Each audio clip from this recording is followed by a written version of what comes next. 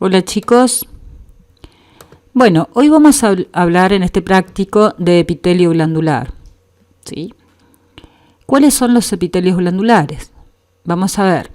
En prácticas anteriores les había dicho, habíamos visto epitelios de revestimiento. Muchas veces estos epitelios de revestimiento se invaginan hacia el tejido conectivo subyacente, pueden formar una estructura, ¿sí? Formando esta estructura, cuyas células tienen, ¿no es cierto?, la función de fabricar una sustancia, y esta sustancia, ¿no es cierto?, va a ser excretada hacia una luz y luego conducida por un sistema de conducto hacia una superficie libre, ¿sí?, o hacia una luz de un órgano. Entonces, si esta estructura mantiene el contacto con la superficie que la originó, estamos ante una glándula exócrina, ¿sí? Epitelio glandular, glándulas exócrinas. Ahora bien, si esta estructura que se ha formado, ¿sí?, pierde el contacto con la superficie que la originó, estamos ante una glándula endocrina, que ese va a ser tema, ¿no es cierto?, de otra era, ¿sí? Hoy vamos a seguir con los epitelios, ¿sí?, de la clasificación general, epitelios glandulares. Entonces, como concepto, los epitelios glandulares son aquellos que forman estructura, que mantienen el contacto con la superficie que la originó y vierten su secreción por un sistema de conducto hacia una luz o una superficie libre. ¿Cómo clasificamos, ¿sí?, a este epitelio glandular o a las glándulas exócrinas? Las vamos a clasificar según su número de células. Una glándula puede estar formada por una sola célula, como por ejemplo el caso de las células caliciformes, donde vimos células caliciformes, vieron en el epitelio cilíndrico pseudoestratificado ciliado del preparado de tráquea, vieron también en el epitelio cilíndrico simple con chapa estriada del intestino delgado, ¿sí? También tenemos células caliciformes, llamadas también glándulas unicelulares, en el intestino grueso, que secretan, ¿no es cierto?, secretan mucina. O las glándulas, de acuerdo a su número de células, también pueden estar formadas por muchas células, o sea, ser multicelulares, ¿sí? Por ejemplo, las glándulas del Yerkun, del intestino delgado y el intestino grueso, las glándulas corpofúndicas del estómago, entre otras glándulas, ¿sí? También vamos a clasificarlas según su mecanismo de secreción. Según el mecanismo de secreción, tenemos las que van a tener una secreción merocrina, ¿sí?, donde la sustancia que fabrican estas células que componen la glándula va a ser excretada, ¿sí?, o secretada, perdón, van a ser secretada hacia la luz, y el citoplasma de la célula va a quedar intacto, ¿sí?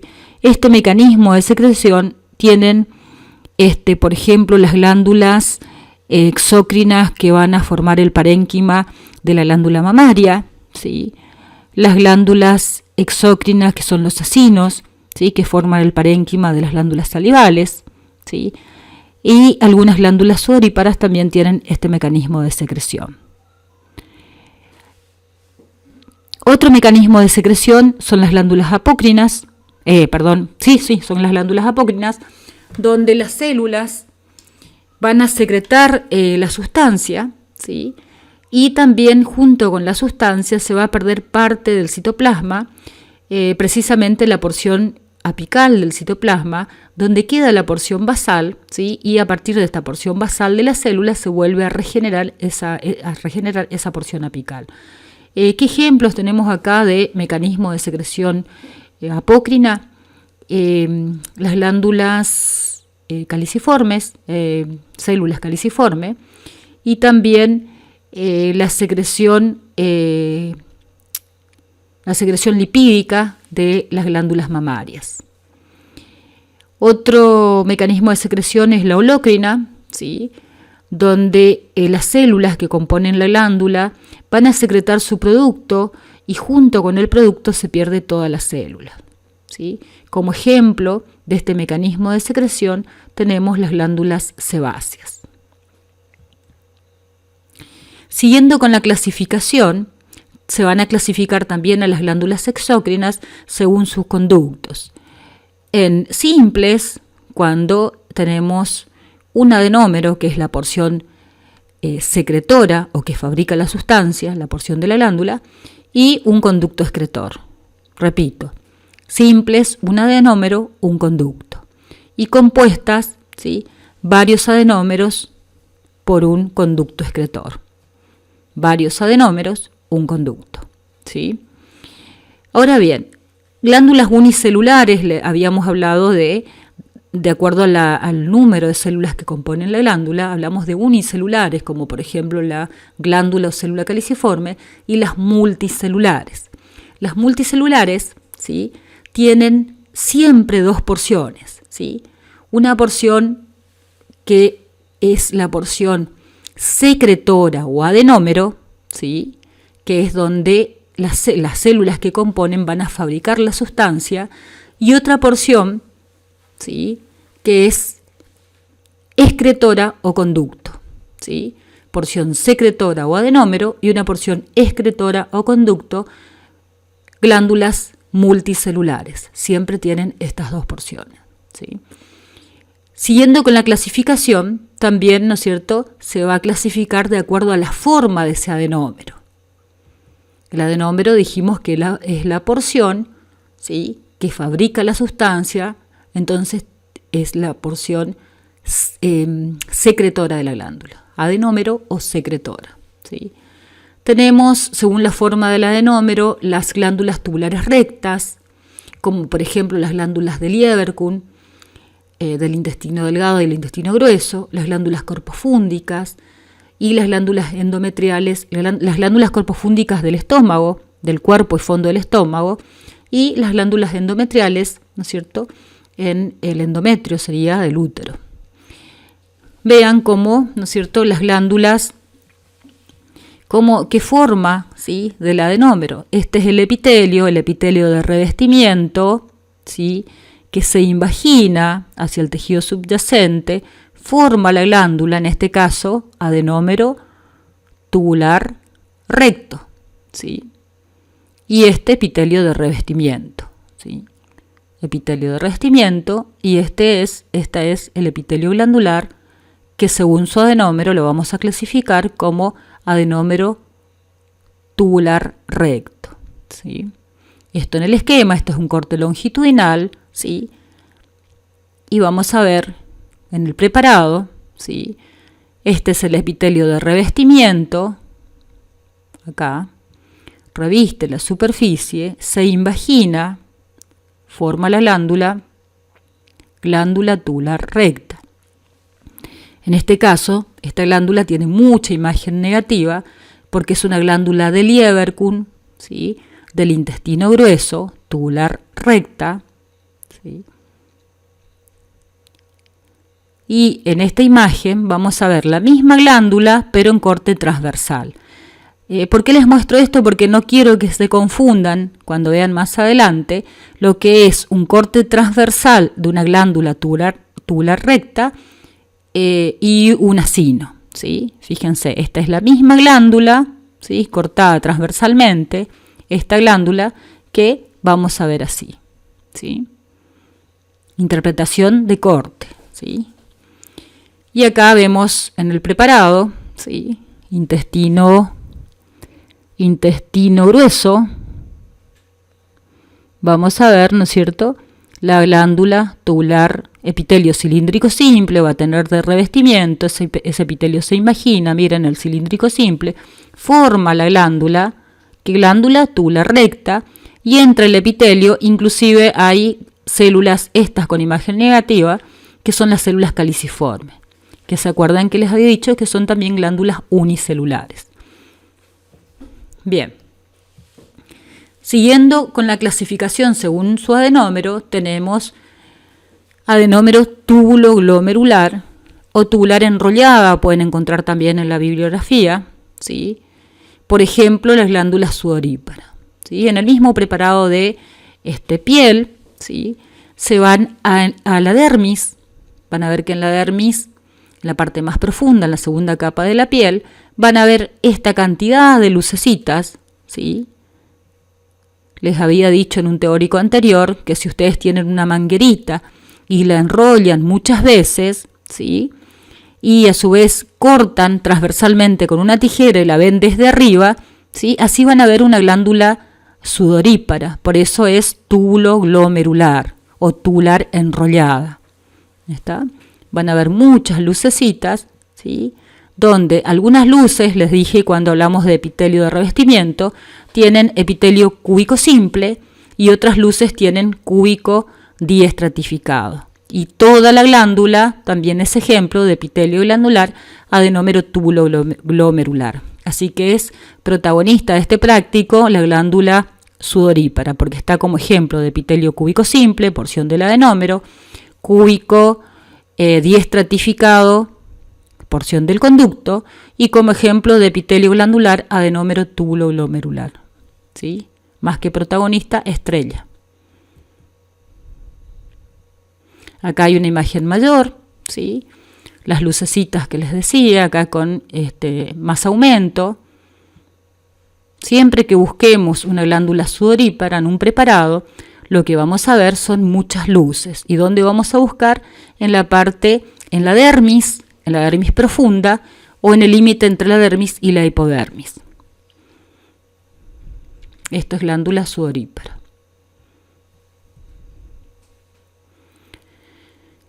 Bueno, siguiendo con la clasificación según su adenómero de los epitelios glandulares, ¿sí?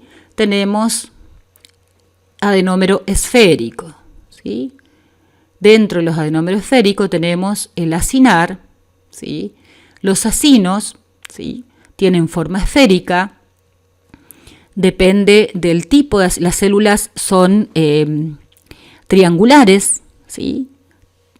El acino seroso, ¿sí? Tiene una secreción más bien proteica, bastante líquida, ¿sí? Las células son triangulares y la luz del acino casi no se visualiza. Son ejemplos de epitelio glandular adenómero acinar seroso. La glándula salival parótida tiene casi pura y exclusivamente acino seroso. La porción exócrina del páncreas, que también tiene, ¿no es cierto?, pura y exclusivamente acinos serosos. ¿De qué coloración vamos a ver el acino seroso? Vamos a ver, les dije, que tiene, ¿no es cierto?, mucha secreción proteica, así que por lo tanto tiene mucha carga. ¿Qué carga? Va a tener carga negativa, ¿sí? Y vas a tener mucha afinidad por el colorante básico, ¿sí? O sea que se va a ver basófilo. Vamos con el acino mucoso. El acino mucoso también tiene forma esférica. Tiene las células triangulares, con la diferencia que la luz del centro del acino se va a visualizar, ¿no es cierto? Es más visible al microscopio óptico y no así el acino seroso.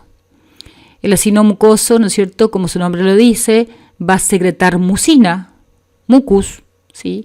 El mucus se tiñe muy poco con la técnica de rutina, entonces lo van a ver muy pálido, de una coloración acidófila, ¿sí? Al tener mucina, mucha carga es paz positiva también en técnica de coloración específica, y al tener, ¿no es cierto?, esta mucina va a tener mucha carga positiva, por lo tanto, vas a tener afinidad por el colorante ácido, ¿sí? O sea que cuanto más carga de mucus tenga, ¿sí?, más levemente acidófilo se va a teñir, porque la técnica tampoco es específica para el contenido de estos acinos. ¿Dónde vamos a encontrar acinos mucosos? En las glándulas salival sublingual, casi pura y exclusivamente acinos acinos mucosos en la sublingual. Y en el preparado de lengua pueden recorrer, ¿sí? Y van a ver que puede tener el preparado de lengua, puede tener este tipo de glándula salival. Por último, el acino mixto o los acinos mixtos, ¿sí? están formados por un acino mucoso, con las características típicas del acino mucoso, y con una medialuna serosa, ¿sí?, que se llama medialuna de von Ebner o medialuna de Januzzi. El acino mixto se va a ver, ¿no es cierto?, de una coloración acidófila, la parte mucosa, y la medialuna bien basófila. ¿Dónde vamos a encontrar acinos mixtos? En la glándula salival submaxilar, en la submucosa de la tráquea hay muchos acinos mixtos, y también en la submucosa de los bronquios, tanto extrapulmonares como intrapulmonares. Bueno, acá está el preparado, ¿sí?, de una glándula salival, ¿sí? Fíjense la glándula salival, esto es un órgano macizo, ¿sí? Acá estamos viendo, esto es en campo, fíjense que hay estructuras basófilas y estructuras redondeadas acidófilas. Esto es una estructura acidófila, ¿sí?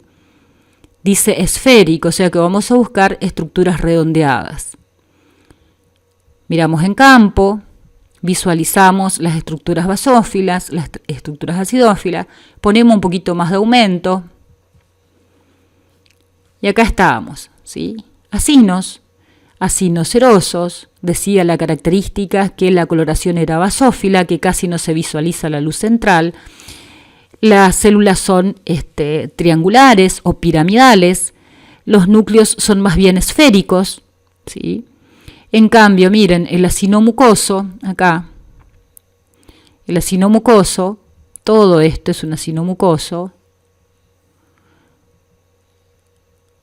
Miren, se visualiza un poquito la luz, pongan un poquito más de aumento y van a ver que se ve la luz en el centro del acino.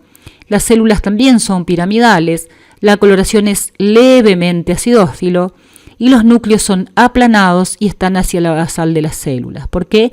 Porque al cargar mucus es pesado y hace que, ¿no es cierto?, los núcleos se vean aplanados. Dijimos acinos mucosos, acinos serosos, ¿sí? Y acá vamos a ver que hay un acino mucoso con una medialuna serosa, que será un acino mixto. Entonces, si acá hay acinos mixtos, acinos serosos y acino mucoso, el ejemplo del preparado es una glándula salival submaxilar que tiene los 3 tipos de acino.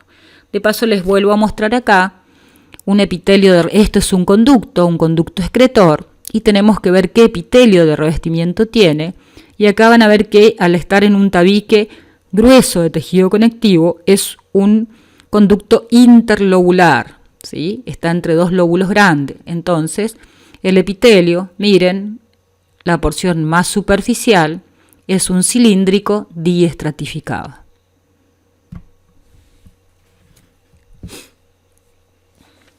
Este es otro preparado, ¿sí?, que se pueden encontrar en los salones, y van a ver, ¿sí?, acá está el acino mucoso, ahí se ve bien la luz, en este se ve mejor la luz, ¿sí?, la coloración pálida, los núcleos aplanados hacia la basal, ¿sí?, los acinos serosos, miren la cantidad de acinos serosos, ¿sí?, fíjense, este es todo el acino seroso, no se ve la luz central y es basófilo y los núcleos, ¿no es cierto?, son esféricos, ¿sí? Nunca confundir esto con un acino, ya que estos tienen una gran luz. Acuérdense que el acino seroso, miren, si comparan, ¿sí?, no se observa luz, ¿sí?, y muchos alumnos tienden a confundir. Cuando me muestran, quieren en los exámenes práctico, cuando se les pide, muestren esto como acino seroso. ¿Qué es esto? Esto es un conducto excretor. Acuérdense que arrancábamos diciendo que cada glándula multicelular tiene una porción secretora o adenómero y una porción excretora o conducto. O sea que es muy probable que en cada preparado, aparte de la porción del adenómero, vean conductos excretores. Entonces hay que saber identificar lo que es un conducto excretor y qué tipo de epitelio de revestimiento tiene. En este caso, un cúbico diestratificado, un conducto interlobulillar. Repito, interlobulillar. Entre lobulillos, no entre lóbulos como dijimos la anterior, sino que este es interlobulillar. cúbico diestratificado. Acá se ve otra parte de este conducto que es cúbico diestratificado. Y acá también cúbico diestratificado.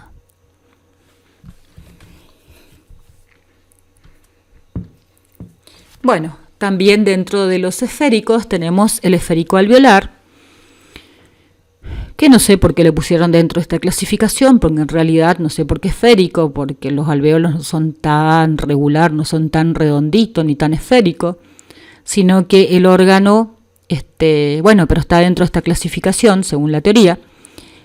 Y dentro de estos esféricos alveolares tenemos como ejemplo a la glándula mamaria y a la próstata. Son diferentes preparados, sí, muy diferentes, ¿sí?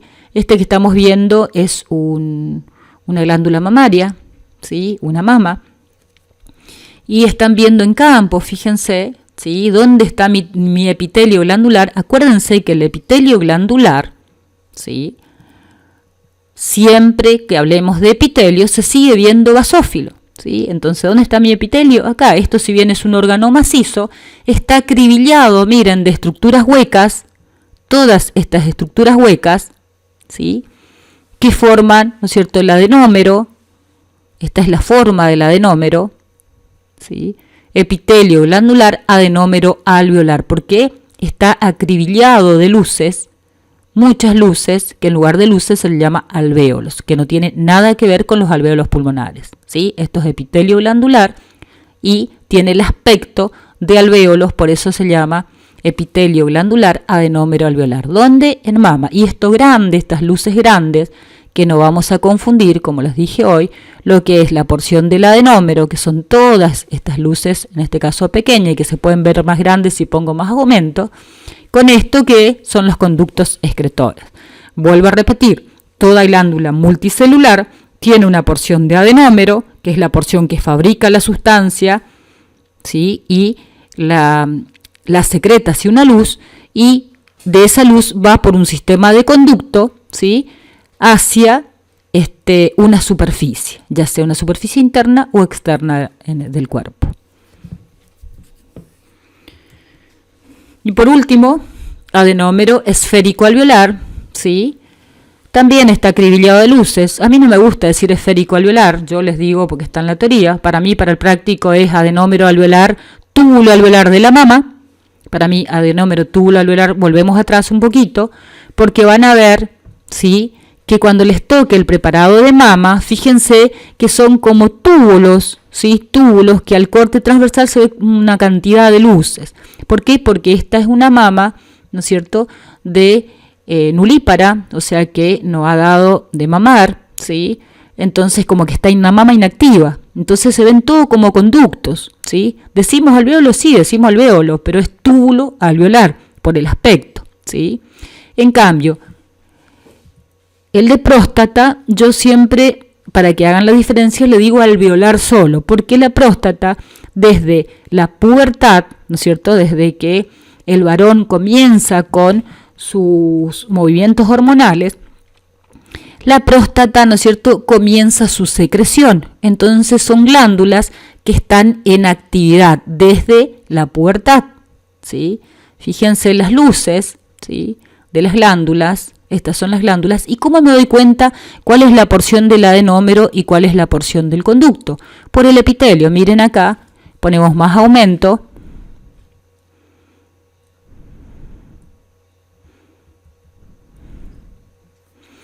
Bueno, no puedo poner más aumento. Acá van a ver la porción del adenómero va a tener epitelio cúbico simple y la porción de los conductos van a tener cúbico diestratificado. ¿Sí? Entonces puedo identificar entre las luces cuál es el adenómero y cuáles son los conductos, sí, por el epitelio de revestimiento.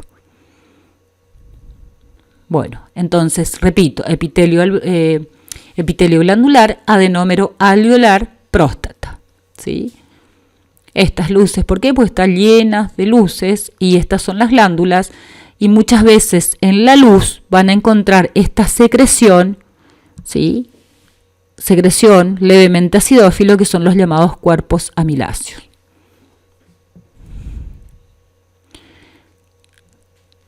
Y por último vamos a ver, ¿no es cierto?, el epitelio glandular adenómero sacular, ¿sí? Estas glándulas, miren, en campo van a ver que tiene como forma de sacos, ¿sí? Acá hay algunas, acá hay otras, acá hay varias, ¿sí? Tiene forma de sacos que está llena de células adentro, ¿sí?